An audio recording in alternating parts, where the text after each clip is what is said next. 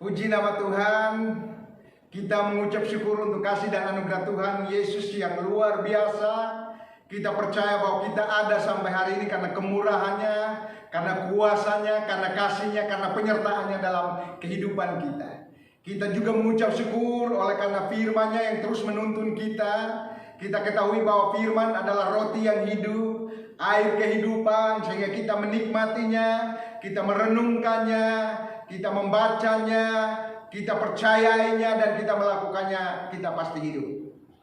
Karena itu adalah perkataan Tuhan sendiri. Saya mengucapkan selamat hari Minggu. Sebelum kita baca firman Tuhan, mari kita tundukkan kepala, kita berdoa. Bapa di sorga, terima kasih untuk setiap kesempatan pemeliharaan Tuhan Yesus yang hebat, yang selalu menyertai kami dan melindungi kami.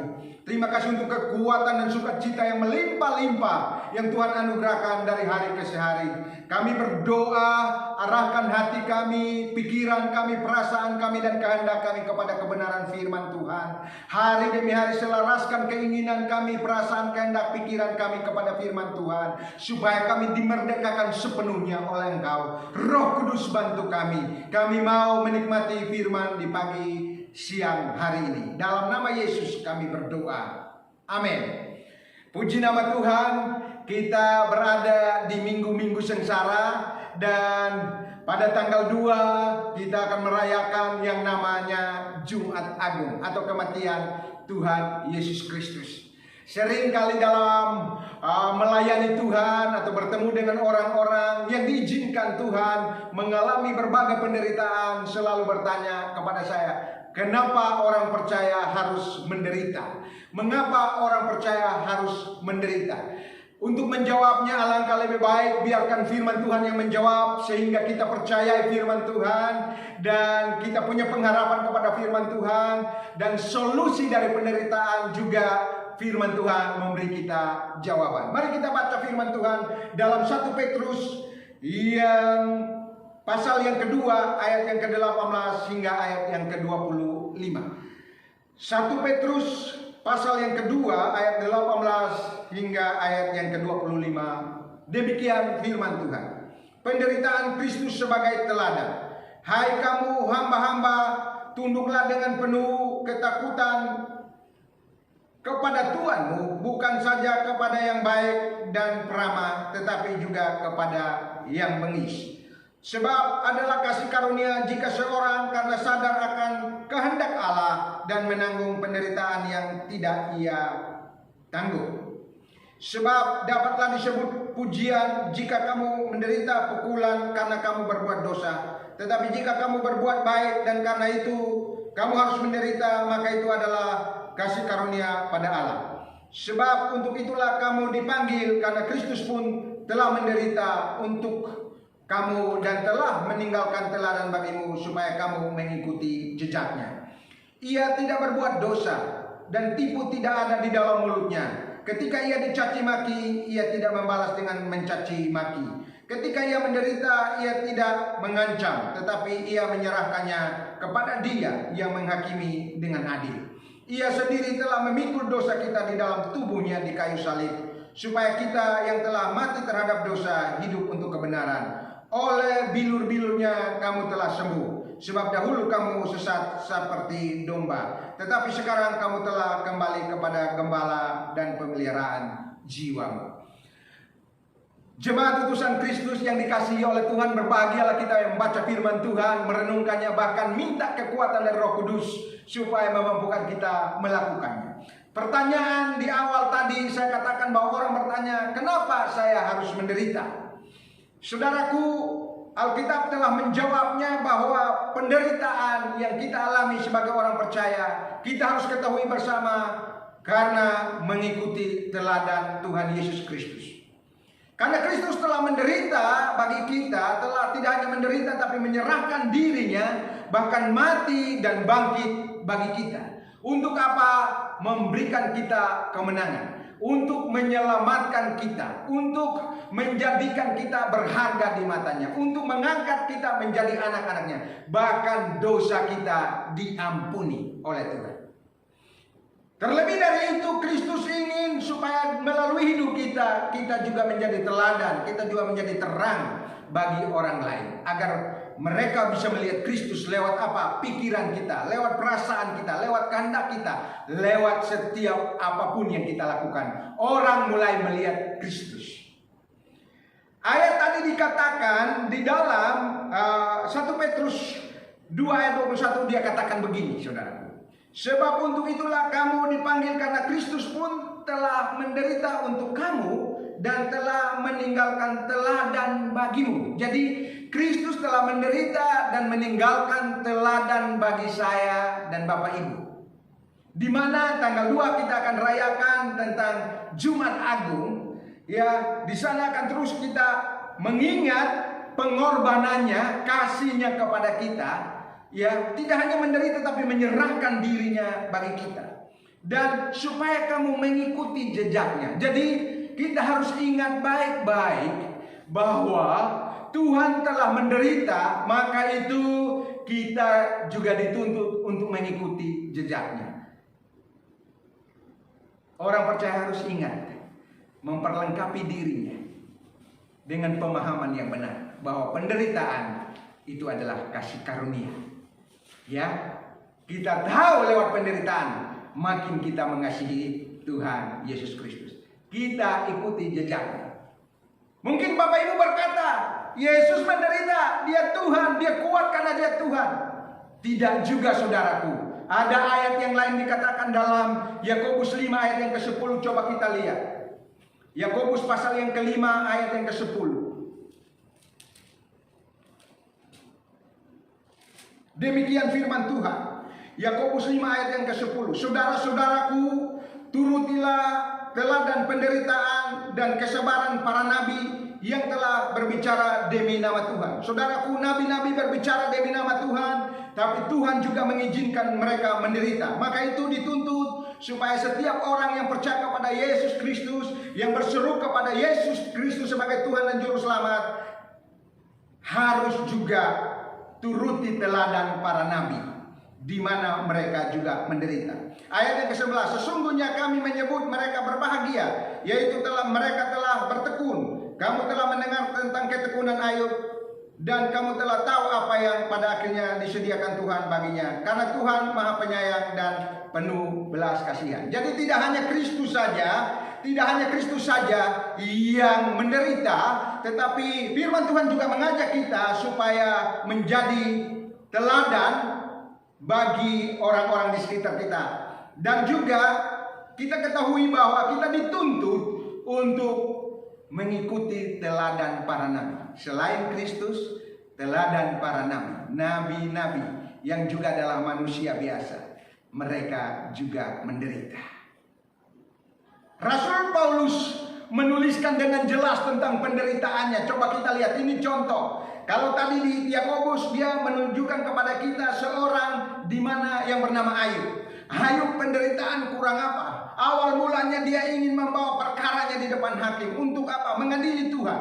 Tapi pada akhirnya dia berkata, dulu saya mendengar Tuhan dari kata orang, tapi setelah saya melewati proses demi proses, maka bukan lagi dari kata orang mendengar tentang Tuhan, tapi saya mengalami Tuhan sendiri. Dan Alkitab catat bahwa Tuhan baginya, karena Tuhan Maha Penyayang dan penuh belas kasihan. Jadi di tengah penderitaan yang kita alami, ingat baik-baik, Tuhan Maha Penyayang dan penuh belas kasihan. Jadi orang percaya menderita karena teladan Tuhan Yesus Kristus. Orang percaya menderita karena Alkitab bilang ikuti teladan para nabi.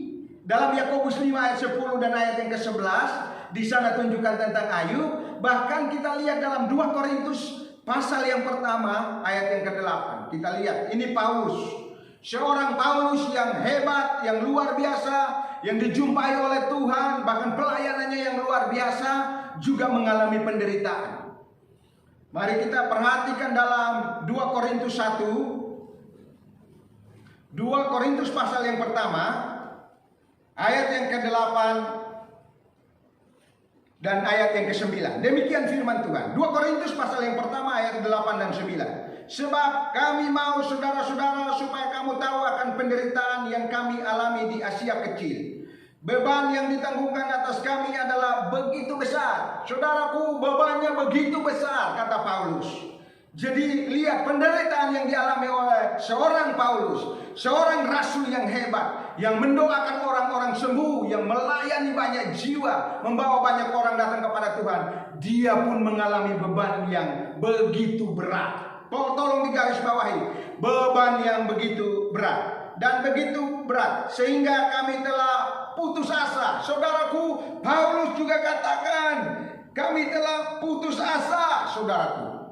Jadi seorang Paulus yang hebat saja pernah mengalami putus asa juga akan hidup ini. Saya ulangi, sebab itu kami mau saudara-saudara supaya kamu tahu akan penderitaan yang kami alami di Asia Kecil. Beban yang ditanggungkan atas kami adalah begitu besar dan begitu berat sehingga kami telah putus asa juga akan hidup kami. Jadi beban begitu berat dan beban begitu besar membuat Paulus juga putus asa.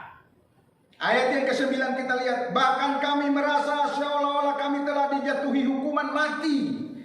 Tetapi telah dijatuhi hukuman mati. Tetapi hal itu terjadi supaya kami jangan menaruh kepercayaan pada diri kami sendiri, tetapi hanya kepada Allah yang membangkitkan orang-orang mati. Jadi penderitaan, kita ikuti teladan Yesus, kita ikutin para nabi. Rasul Paulus mengalaminya, bahkan putus asa, begitu besar, begitu berat beban ini, seolah-olah hukuman mati. Tapi Rasul Paulus menyingkapkan supaya kita tidak andalkan diri kita sendiri, tapi andalkan Tuhan yang telah membangkitkan orang mati, yaitu Tuhan Yesus Kristus. Bagaimana dengan beban kita hari-hari ini? Apakah cukup berat? Apakah cukup besar? Membuat kita hampir mati, hampir putus asa? Dengarkan baik-baik. Tuhan telah memberi kita teladan. Lewat kebenaran firman Tuhan kita diingatkan. Tadi sudah kita baca, Yesus telah memberi kita teladan dalam penderitaan, kita mengikutinya. Dalam Yakobus, nabi-nabi juga mengalami penderitaan, kita perlu mengikutinya. Supaya kita juga seperti yang anjuran Paulus, tidak mengandalkan kekuatan kita sendiri. Doa saya, kita tetap berdoa minta kekuatan daripada Tuhan. Sang teladan sudah tidak dilihat dengan kasat mata, ada di hidup kita, pasti memampukan kita. Nabi-nabi yang telah meninggalkan teladan, Alkitab mencatat bahwa mereka juga mengalaminya. Percayalah, Tuhan Yesus menyertai kita. Dia memberi kita kekuatan. Saya percaya, di tengah ketidakberdayaan, di tengah putus asa, di tengah beban yang begitu berat, ada Tuhan yang masih menyertai kita. Maka itu tetaplah teguh, percaya bahwa lihatlah penderitaan dari apa kata Tuhan. Jangan lihat dan jangan menyalahkan diri kita sendiri. Yang kedua, saudaraku, di dalam 1 Petrus 4 ayat yang pertama kita lihat. 1 Petrus 4 ayat yang pertama dikatakan seperti ini. Jadi karena Kristus telah menderita penderitaan badani, kamu pun harus mempersenjatai dirimu dengan pikiran yang demikian. Karena barang siapa telah menderita penderitaan badani, ia telah berhenti berbuat dosa. Melalui penderitaan badani yang kita alami, maka Alkitab catat itu adalah rem untuk kita berbuat dosa. Itu adalah alat yang dipakai oleh Tuhan. Cara yang dipakai oleh Tuhan untuk menghentikan kita dalam berbuat dosa. Syukurilah itu saudaraku, karena kebaikan dan kasih setianya selalu menolong dan melingkupi kita. Dia selalu menyertai kita. Maka itu jangan takut. Dia punya cara untuk memberkati kita, menghentikan kita dari dosa. Dia izinkanlah pergumulan, sakit penyakit kah, ekonomi kah, pergumulan keluarga kah, pergumulan apa saja yang kita alami, dengarkan baik, menghentikan kita dari berbuat dosa. Yohanes 5 ayat yang ke-14, kita lihat ayat Yohanes pasal yang ke-5 ayat yang ke-14 ini salah satu contoh Yohanes pasal 5 ayat yang ke-14. Saya bacakan buat kita. Penyembuhan di Bethesda. Penyembuhan pada hari Sabat di kolam Bethesda. Sesudah itu hari raya orang Yahudi dan Yesus berangkat ke Yerusalem. Di Yerusalem dekat pintu gerbang domba ada sebuah kolam yang dalam bahasa Ibrani disebut Bethesda. Ada 5 serambinya. Dan di serambi-serambi itu berbaring sejumlah besar orang sakit, orang buta, orang-orang timpang, dan orang-orang lumpuh yang menantikan goncangan air kolam itu. Sebab sewaktu-waktu turun malaikat Tuhan ke kolam itu dan menggoncangkan air itu, barang siapa yang terdahulu masuk ke dalamnya sesudah goncangan air itu menjadi sembuh, apapun juga penyakitnya. Di situ ada seorang yang sudah 38 tahun lamanya sakit. Ketika Yesus melihat orang itu berbaring di situ, dan karena ia tahu bahwa ia telah lama dalam keadaan itu, berkatalah ia kepadanya, "Maukah engkau sembuh?" Jawab orang sakit itu kepadanya, "Tuhan, tidak ada orang yang menurunkan aku ke dalam kolam itu apabila airnya mulai goncang. Dan sementara aku menuju ke kolam itu, orang lain sudah turun mendahului aku." Kata Yesus kepadanya, "Bangunlah, angkatlah tilammu dan berjalanlah." Dan pada saat itu juga sembuhlah orang itu. Lalu ia mengangkat tilamnya dan berjalan. Tetapi hari itu hari Sabat. Karena itu orang-orang Yahudi berkata kepada orang yang baru sembuh itu, "Hari ini hari Sabat dan tidak boleh engkau memikul tilammu." Akan tetapi ia menjawab mereka, "Orang yang telah menyembuhkan aku, dia yang mengatakan kepadaku, angkatlah tilammu dan berjalanlah." Mereka bertanya kepadanya, "Siapakah orang itu yang berkata kepadamu, angkatlah tilammu dan berjalanlah?" Tetapi orang-orang yang baru sembuh itu tidak tahu siapa orang itu, sebab Yesus telah menghilang ke tengah-tengah orang banyak di tempat itu. Kemudian Yesus bertemu dengan dia dalam bait Allah, lalu berkata kepadanya, "Engkau telah sembuh, jangan berbuat dosa lagi, supaya padamu jangan terjadi yang lebih buruk." Jadi orang ini 38 tahun sakit oleh karena pelanggaran dan dosa. Yang tadi pertama penderitaan orang percaya oleh karena teladan Kristus, teladan para nabi, teladan Rasul Paulus, kita perlu ikuti itu. Yang kedua di sini karena menghentikan kita dari dosa. Jadi penderitaan itu baik untuk rem kita berbuat dosa, ngerem. Ya, puji nama Tuhan. Kita Alkitab catat kita berhenti berbuat dosa. Orang ini disembuhkan dan Yesus bertemu di bait Allah. Dia bilang, jangan berbuat dosa lagi. Jadi tidak semata-mata penderitaan itu yang orang percaya alami adalah karena dosa. Tetapi karena teladan Kristus, teladan para nabi, teladan para rasul, bahkan juga bisa karena dosa. Jadi kita tidak boleh menjadi hakim. Tapi kita juga harus ingat bahwa penderitaan itu juga mendatangkan kemuliaan. Kita akan dimuliakan. Saudaraku, dimuliakan berarti diangkat harkat dan martabatnya. Dimuliakan berarti diposisikan oleh Tuhan. Kenapa? Karena telah menderita. Sesuatu yang baik yang kita lakukan untuk kemuliaan Tuhan. Tapi kalau kita menderita, itu adalah kemuliaan. 1 Petrus 2 ayat yang ke-10 kita lihat. 1 Petrus 2 ayat yang ke-10 dia bilang begini.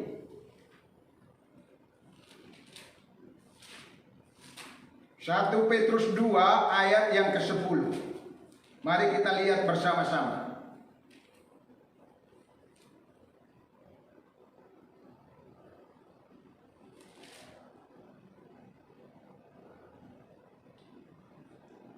Satu Petrus,